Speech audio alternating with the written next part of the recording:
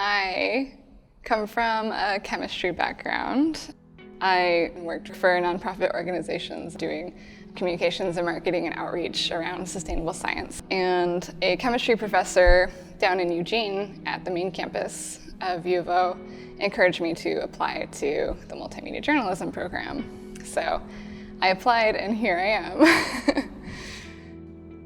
Getting experience in everything from like audio setup to motion graphics to the actual storytelling components.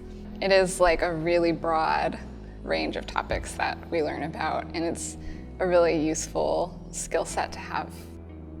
Being located right downtown is really helpful.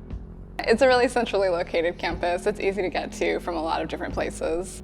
And you get to be right in the middle of where a lot of stories are happening, and there's all sorts of great people to work with who are already seasoned in the industry. I recently started my own business.